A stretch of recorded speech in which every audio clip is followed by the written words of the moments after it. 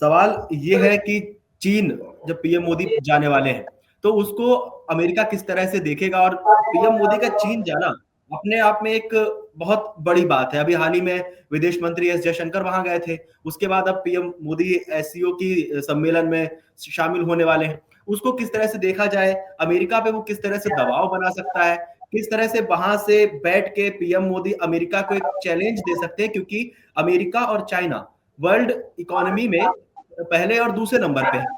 भारत अभी टॉप 5 में पहुंचा है। जिस तरह से प्रतिक्रिया जी ने कहा कि रोकने की कोशिश की जा रही है कि भारत $10 ट्रिलियन की इकोनॉमी कैसे ना बन पाए, इसकी कवायद चल रही है। अब अगर चीन और भारत के बीच जो तनाव बना हुआ है वो कम हो जाता है तो अमेरिका पे क्या कुछ असर पड़ेगा, किस तरह से अमेरिका इसको रोकने की भी कोशिश करेगा, और पीएम मोदी का वहां से क्या संदेश हो सकता है?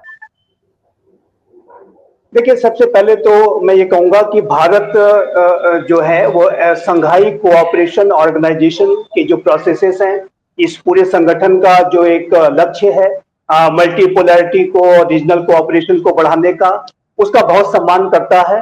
और भारत के प्रधानमंत्री का स्वयं चाइना जाकर के एससीओ की समिट में पार्टिसिपेट करना, ये भारत के एससीओ के प्रोसेस को बढ़ाते रहने का जो भारत का संकल्प है उसको दर्शाता है। हमारे विदेश मंत्री श्री एस जयशंकर ने भी पाकिस्तान तक की यात्रा की थी, जबकि पाकिस्तान से हमारे संबंध बातचीत तक के नहीं है, उसके बावजूद भी एससीओ को आगे बढ़ाने के लिए उन्होंने वहां पे विजिट की थी।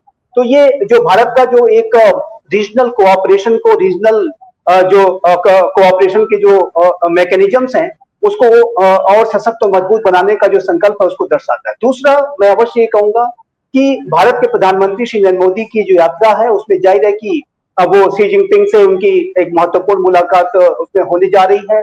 और ये गलवान के हिंसा के बाद भारतीय प्रधानमंत्री की ये पहली चाइना यात्रा होगी। हालांकि पिछले वर्ष अक्टूबर में कजान में एक बड़ी अच्छी मुलाकात दोनों नेताओं के बीच में हुई थी, और उसके पहले ही एक दिन पहले हमने देखा था कि जो डिसएंगेजमेंट के को लेकर के अनाउंसमेंट किया गया था कि दोनों पक्ष इसके लिए राजी हो गए हैं, और अब वो प्रक्रिया कंप्लीट भी कर ली गई है।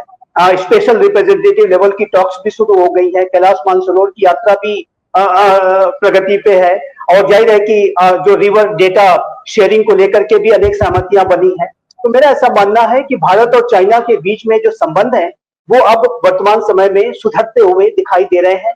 और मैं अवश्य इस बात को कहना चाहता हूं कि यदि भारत और चाइना, जो कि विश्व के दो सबसे बड़े जनसंख्या वाले राष्ट्र हैं, दोनों मेजर पावर्स हैं, मेजर इकोनॉमीज हैं, एंशिएंट सिविलाइजेशंस हैं, और दोनों पड़ोसी राष्ट्र भी हैं, यदि दोनों देशों के बीच में ये विजडम प्रिवेल करता है कि दोनों को आपसी एक सामंजस्य के साथ, पीसफुल कोएग्जिस्टेंस के साथ रहना चाहिए, तो इससे अच्छा और कुछ नहीं हो सकता। और ये जो पूरी सोच है, ये जो विजडम है, यदि इसी में और भी आगे ये प्रगति होती है, और सीमा संबंधी जो विषय है, जो पूरे बॉर्डर एरियाज का जो क्लियर और प्रॉपर डिमार्केशन का जो अगर लक्ष्य भी दोनों देश निर्धारित करके उसके ऊपर भी कार्य करते हैं, तो इससे अच्छा कुछ नहीं हो सकता। और ये अमेरिका की और वेस्टर्न कंट्रीज की जो हेजेमनी है, उसको एक बहुत ही करारा जवाब होगा कि आप विश्व के अंतर्राष्ट्रीय मामलों को डिक्टेट करने की जो आपकी प्रवृत्ति है उसको आपको त्यागना होगा। और ये भारत और चाइना ये मैसेज दे सकते हैं। भारत और चाइना को मेरा मानना है कि यह मैसेज देना भी चाहिए। और जहां तक देखिए भारत की बात है, आपने जो प्रश्न पूछा है कि अमेरिका इसके बारे में क्या सोचेगा, देखिए अमेरिका क्या सोचेगा और क्या नहीं सोचेगा ये अमेरिका तय करेगा। लेकिन भारत बहुत स्पष्ट है कि यदि हम चाइना के साथ अपने संबंध बढ़ाना चाहते हैं तो हम बढ़ाएंगे, रशिया के साथ अपने संबंधों को बढ़ाना चाहते हैं तो हम बढ़ाएंगे। और आप यदि भारत और अमेरिका के संबंधों को चाइना के आधार पर और रशिया के आधार पर इवेलुएट करने की और उस प्रिज्म से, थर्ड पार्टी प्रिज्म से अगर देखने की कोशिश करेंगे तो you will be making a great blunder. ये जो डोनाल्ड ट्रंप की जो पूरी अप्रोच है भारत और अमेरिका के संबंधों को थर्ड प्रिज्म से, थर्ड पार्टी प्रिज्म से इवेलुएट करने की, ये जाहिर है कि अमेरिका और भारत के संबंधों के लिए घातक है। और मैं ऐसा मानता हूं कि इस तरीके के बहुत ही एक शॉर्ट साइटेड अप्रोच की वजह से ये जो डोनाल्ड ट्रंप का की जो ये सेकेंड टर्म है वो इस भारत और अमेरिका के संबंधों को नकारात्मक रूप से प्रभावित कर सकता है। ये मैं अवश्य कहूंगा कि डोनाल्ड ट्रंप की जब विदाई हो जाएगी तो ये, चूंकि संबंधों का आधार बहुत गहरा है, साझा लोकतांत्रिक मूल्यों का, share democratic values, share interest, share opportunity, share challenges, ये जो सारे विषय हैं, मैं मानता हूं कि ये संबंधों को आगे बढ़ाएंगे।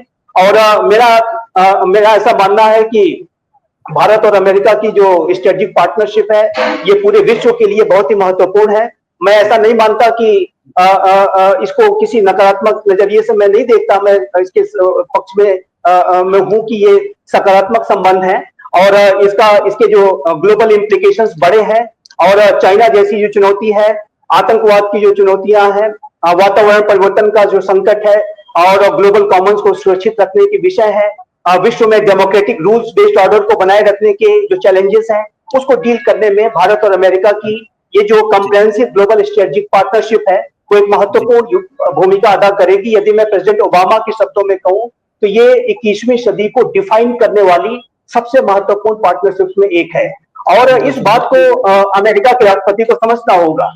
और यदि वो नहीं समझेंगे और इन संबंधों को, जो कि पिछले 25 वर्षों में इसे बहुत ही केयरफुली क्राफ्ट किया जा रहा था, नर्चर किया जा रहा था, despite all challenges, despite all suspicions और सारे संदेहों शंकाओं के बावजूद, कोल्ड वॉर की सारी जो आशंकाएं थी उसके बावजूद भी, तो ये संबंधों को बहुत गढ़ा गया है। और इसको यदि डोनाल्ड ट्रंप क्षति पहुंचाएंगे तो ये उनकी लीडरशिप के लिए, अमेरिका की लीडरशिप के लिए भी बहुत घातक साबित होगा। एक बात मैं और कहना चाहता हूं कि डोनाल्ड ट्रंप की ये जो छवि, ये जो स्टेप्स हैं, वो अमेरिका की जो ग्लोबल क्रेडिबिलिटी है उसको बहुत ही नकारात्मक रूप से प्रभावित कर रहे हैं। और डोनाल्ड ट्रंप की जब विदाई होगी तो उसके बाद जो आने वाले राष्ट्रपति होंगे उनके लिए बहुत मुश्किल होगा कि अपनी क्रेडिबिलिटी को फिर से वो हासिल कर पाए।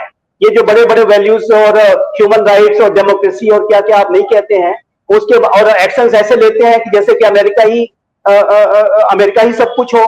तो ऐसे में ये जो बातें कहना, वो कहीं से भी उसका जस्टिफिकेशन नहीं किया जा सकता। तो मेरा ख्याल है कि अमेरिका के राष्ट्रपति डोनाल्ड ट्रंप को अपने कदमों पर लगाम लगानी होगी, थोड़ा संभाल करके चलें तो ज्यादा बेहतर होगा। नहीं तो अभी लंबा समय बिताना है और अभी इस तरीके के स्टेप्स लेंगे तो जाते जाते अमेरिका का वो बेड़ा गर्क न कर दे, मुझे इस बात की ज्यादा आशंका लगती है।